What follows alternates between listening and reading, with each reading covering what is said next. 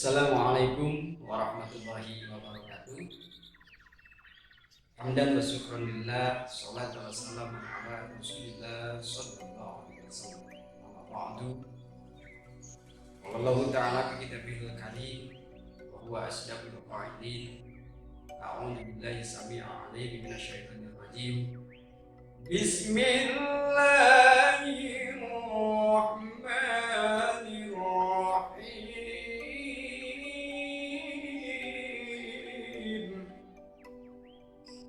Zalikal kitabu la raiba fihi hudan lil muttaqin.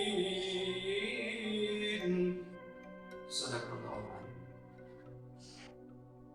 Pemirsa yang budiman, bertemu kembali dengan saya Ruslan Abu Ghani di channelnya Kang Ruslan, tempat berbagi inspirasi, ilmu dan kebahagiaan. Tema kali ini kita akan membahas tentang Al-Quran. Bagaimana kita hidup bahagia bersama. Manusia yang beriman yang sama-sama mengharapkan ridha Allah Subhanahu wa taala. Kita diciptakan oleh Allah Subhanahu wa taala ke muka bumi ini adalah untuk bahagia. Yang menjadi pertanyaan adalah kenapa dari sekian banyak umat manusia yang lahir ke muka bumi ini adalah ada yang bertemu dengan kebahagiaan, ada yang tidak bertemu dengan kebahagiaan. Nah, ini bisa jadi ada yang salah perlakuan kita, perlakuan manusia terhadap Al-Quran. Padahal Rasulullah Sallallahu Alaihi Wasallam bersabda, "Taraktu fikum amrayn lan tahiluma amasakum kitabullah wa sunnah Rasul."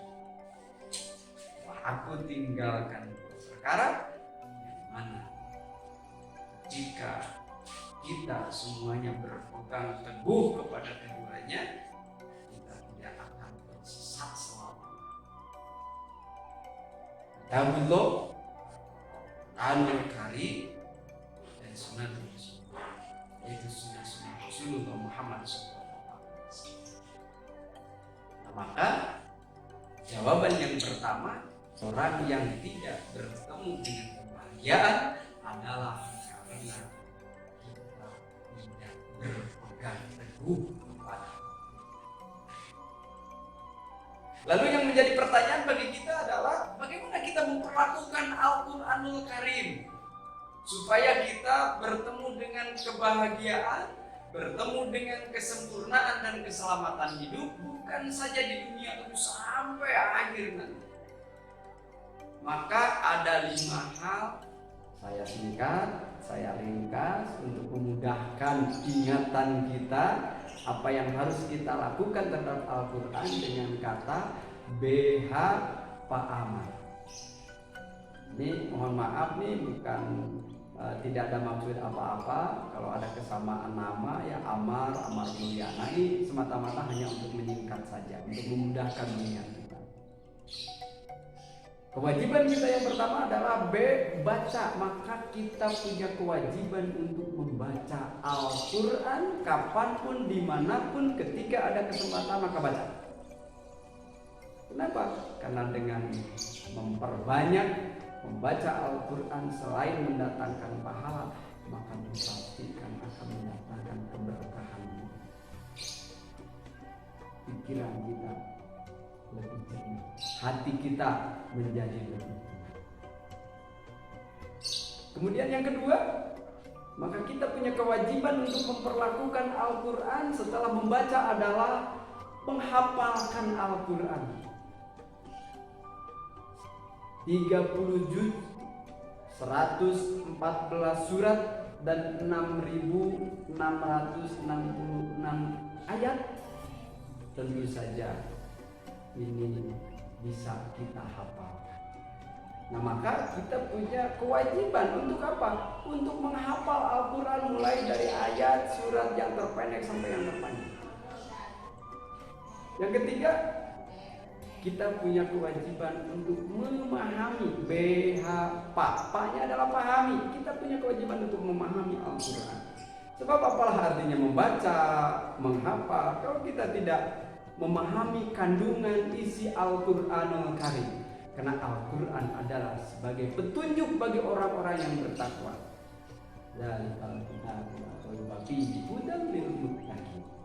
Bagaimana kita tahu apa yang harus kita lakukan?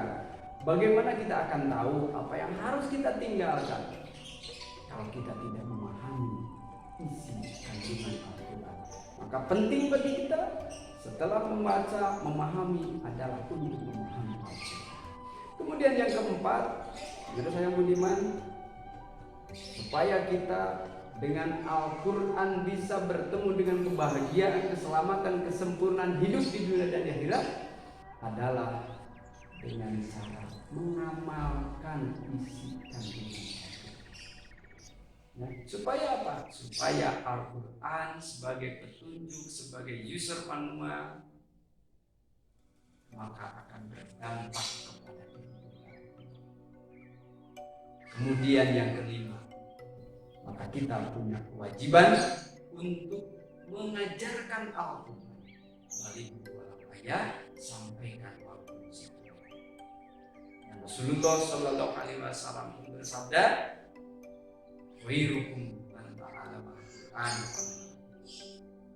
Sebaik-baik di antaramu adalah orang yang belajar Al-Quran dan mudah-mudahan dengan memperlakukan Al-Quran dengan benar, minimal dengan 5 hal yang tadi yang kita singkat dengan BH Pak Ahmad.